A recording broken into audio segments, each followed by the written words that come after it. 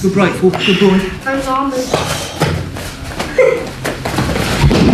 Good grateful. You ready? Good grateful. Well done. Okay.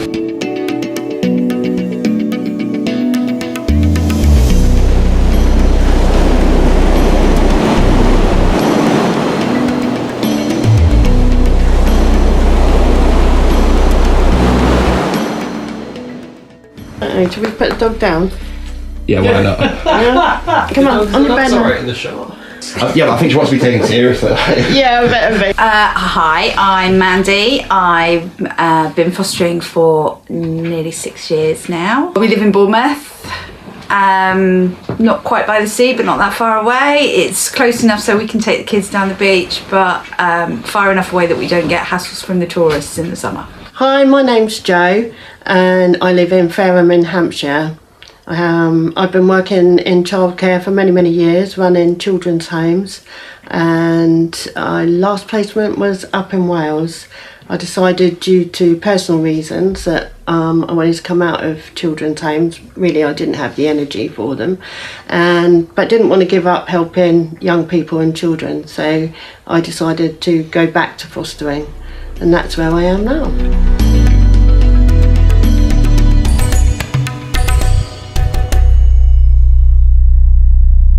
So my name is Mike Spencer, and I'm a care partner and a supervising social worker for Fusion Fostering. I'm 57 years young, and I've been involved in the care business for some 40 odd years, as a foster carer for some 25 of those years. Mike's just Mr. laid back and chilled out.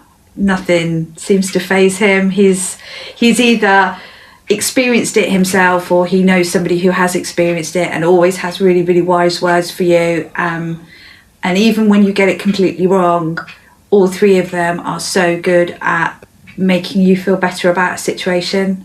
We're a family team, so working with me is my daughter Katie Gibson-Cook and my son-in-law Mark Gibson-Cook.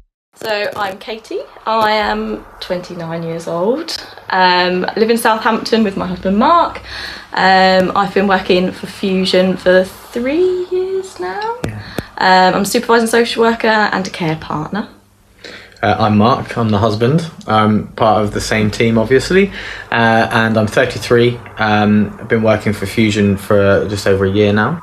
And together we are Team Fusion, and what we like about Fusion is that whole family feel, and the thing that's special for us is that fusion between skilled carers and passionate staff, and what that fusion creates is a very effective agency that creates huge opportunities for young people, and we're incredibly proud of that. How you doing, alright? What's going on? Okay. Hiya, oh, you good? Hello, come here. Quick. You okay? He does this thing where he's fine until one of us walk in, and then he's like, it's not okay. You used it all up. Ah, there we go. Nobody said anything. Hi. Nobody said anything. They're not coming. Oh, hi, Janet. This is Jack. Oh, you did it, are you? Yeah, we started playing since last week. Yeah, clever boy. Oh.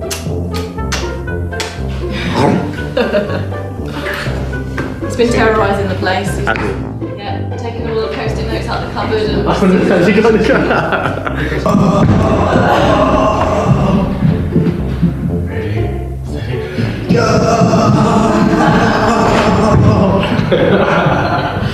Oh, big smiles now. That's all it takes. For me, fostering in general started when I was 2. My parents started fostering when I was 2 years old, and they fostered then for 25 years. So we saw, I can't even count how many children came through our doors, and fostering's just always been something that's really normal for me, just a part of normal life. So it kind of was quite natural to move on to a career in social work for me, especially given that my dad was already a qualified social worker. And I always knew that I wanted to work in fostering. I'd seen how, you know, some agencies had supported really, really well. I'd seen how some agencies hadn't supported potentially quite as well. So I really wanted to be a part of sort of showing how I felt foster carers should be supported and how they should be valued for the amazing job that they're doing. Hello, hello. Change my mind. Oh, off we go. We're here, too late. We're here, all right? Yeah, How you doing? Nice to see you. And Joe, Mike, Nice come to on meet in. you. Yeah, it's nice. Have you eaten? Mandy also looks after me because of my diabetes. We have breakfast and we're going for lunch afterwards. That's fine. Thank you very much. I won't know. Otherwise she'd be like, eat. The children moved in the 12th of December, so they've been with us nearly 2 months now. So it's early days. They are 10 and 9. Very, very close siblings, to the point where they're actually quite twin-like. They've been treated very similar all the time. At Christmas time, presents from their birth family were very same. So if one of them got Star Wars pencils, the other one got Star Wars pencils, even though they're not into Star Wars at all. And what we've been working on is trying to encourage them to find their own identity and what their own likes and dislikes. When we decorated, we put this up on the wall so it still looked cool and funky and would grow with them without it being childish. But it's actually the notes from Frozen's Do You Want to Build a Snowman?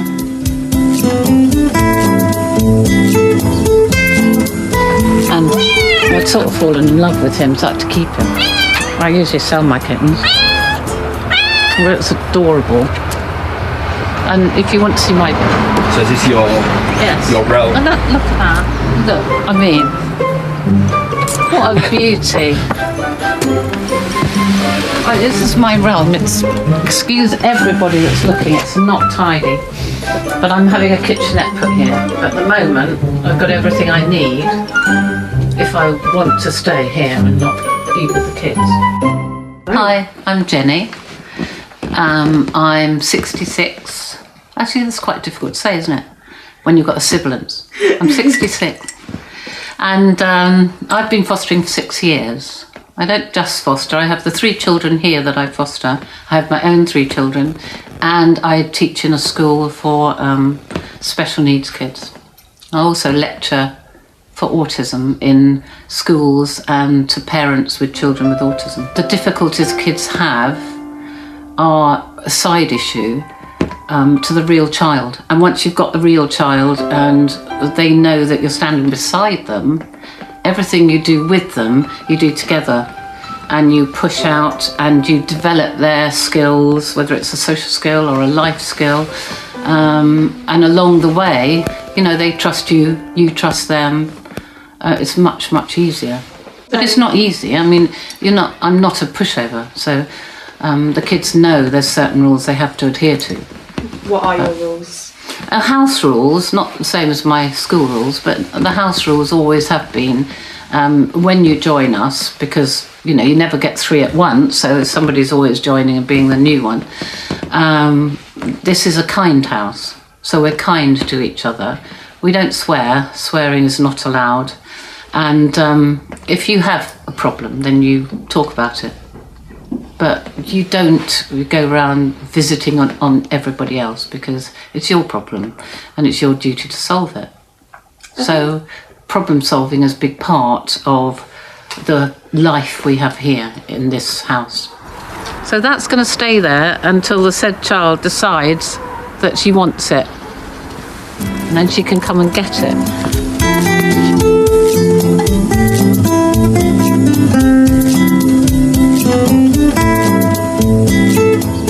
Yes, I have a daughter who's 37 and she fosters. I have another daughter who is 35 and she fosters. And I have a son and daughter-in-law who are just going through panel at the moment. So they'll be fostering as well. So it's quite in the family, I think. So is that from you? No, actually, my eldest daughter started fostering first. She was before us, and sort of like looking on the outside, looking in and just seeing how it worked. It just makes you want to do it, really. So I decided to take a journey and go with a foster company that actually had homes in the area. And while I was going through panel, or waiting to go through panel, I did some shifts in the children's home. Then I decided that I wasn't really ready for fostering because the behaviours were very much different to what I'd been used to, and stayed there for 18 months and grew within that company. Fostered for a year, then the company asked me to go down to Bournemouth and run a home down there, so I started there and stayed there for a while. I've got one daughter with Hampshire, one with Fusion, and now I'm with Fusion, and my son will be with Fusion, so there'll be 3 of us then. What, Mark? Katie's lovely. Mark is absolutely brilliant, to be honest. I always have a joke with him. We got that kind of relationship where we'd have a little banter. Very, very helpful. Obviously, going through getting ready to go to placement is quite intrusive. They were absolutely brilliant with our information. They made us feel that we had the time to do everything. We knew exactly what was going on all the way through it. The experience was as easy as it can be. Obviously you're talking about your life and things like that, which sometimes can be, you don't want to go there, but we were totally looked after very, very well, very well. Katie saw us through panel. She wasn't actually at work, she'd gone off to have a baby, and we were absolutely amazed that she turned up on the day, which we were really, really grateful for, to take us through. So that's the kind of people you're working for. You know, someone that's going to come off leave and take you through panel is good. We felt, you know, that she had all our information, all our story, and we just felt it was extremely looked after, and it was meant. Every word she said was meant. Max wants to be on the film now, so we'll let him cough and cry, and then go up and see him. I thought it was like a dog outside. What are we doing about how we met? Just say what. What do you mean? How we met? Or what do you want to know? How we met, when we met, or? Yeah, I mean, was it through work or? No. We met online, didn't Thanks, we? plenty of food. No, don't put that in. No endorsements. No endorsements. We did. Yeah, we met online. It's been great. Yeah, no. The funny thing, I saw Avid the week. A friend of mine who was our best man at our wedding, actually. And he was reminiscing and telling the story about him doing the speech at the wedding. But essentially, on our first date, I came back with a backpack, no money, no clothes. So he gave me a jumper, he gave me the shoes I wore to our date, he put money in my pocket and gave me a lift to meet you. So really, I owe him quite a lot, because otherwise I probably wouldn't have made the first date. I think you were the first match that came up, and I thought, I can't be bothered with anyone else, that'll do. Yeah, that's easy. It's not easy on the eye, just easy, you know, he's not too far away. I was in Bournemouth, wasn't I? And you were working in support work with children, so that obviously appealed to me. We had a lot in common in terms of what we were doing and the interests we shared, didn't we? Yeah. I think at one point we both sent pictures of a pot noodle on our desk. Common interest. Yeah, quickly eating whilst we were doing some work. Yeah. But, no, in all seriousness, we just got on really well, and we got on so well. We thought we met up, and it was just as good a meet in person as it was when we were just chatting. So yeah, no, it was cool. Don't go shy. No, we've never told that story about online to the public. So to the public. So if we have fans. Gonna tell to you will have after this. Well, yeah, we're gonna send it out on Facebook. But yeah, no, it was 6 years in March. 6 years in March.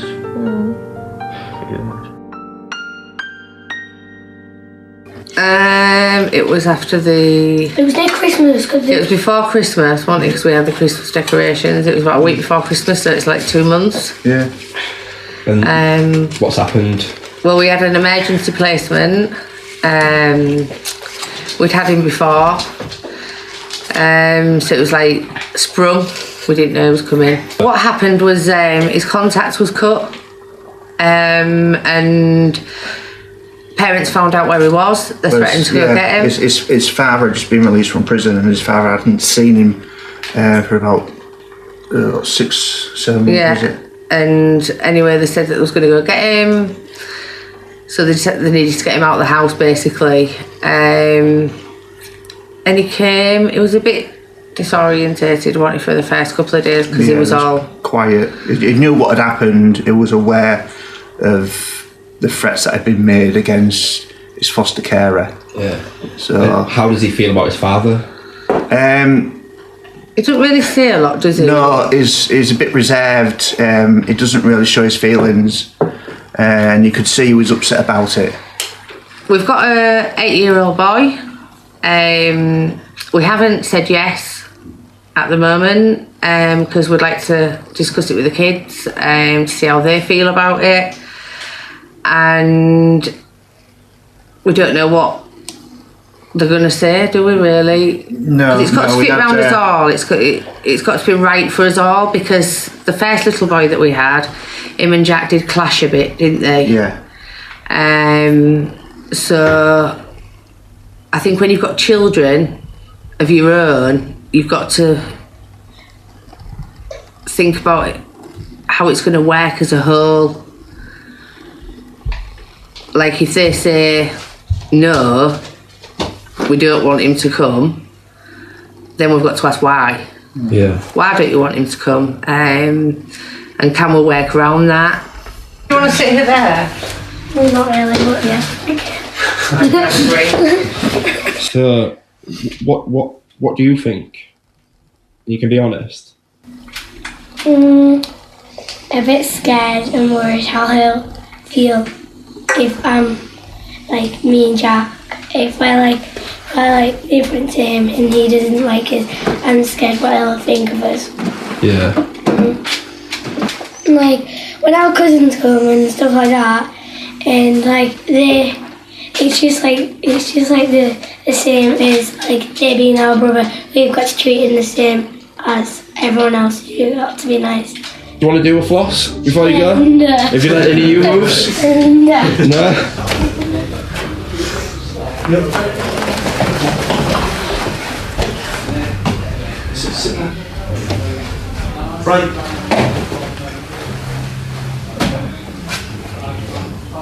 Stand. Finish off. Thank you, Well done, you guys. Thank you much. See you next week. Pass. That's all right. Okay, I'll pass.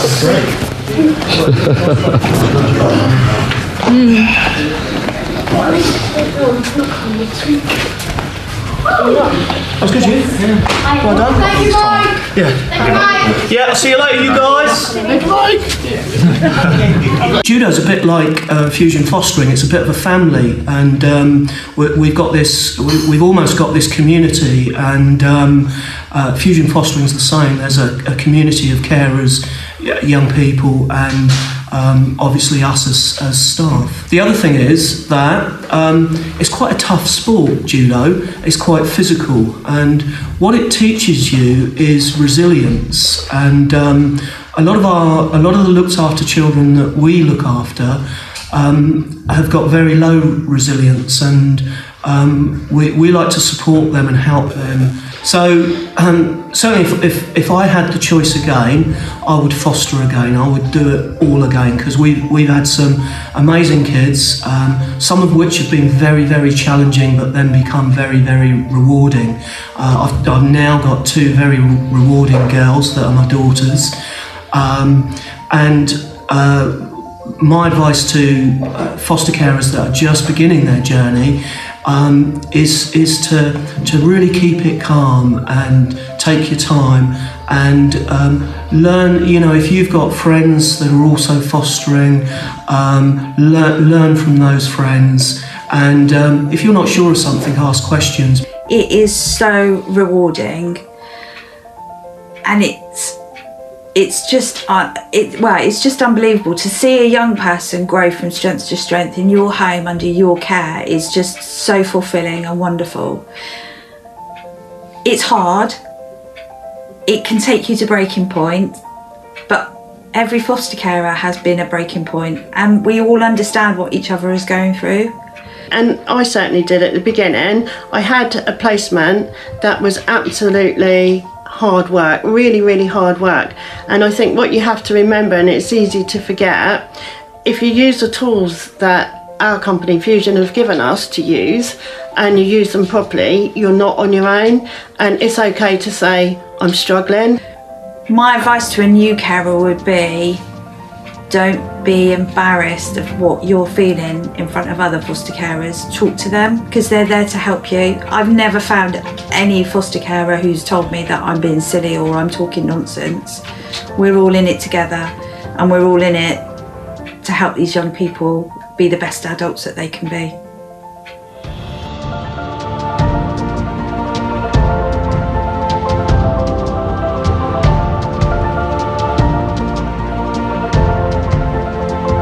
I have cried most in these 2 years since we had our first child, out of joy than grief.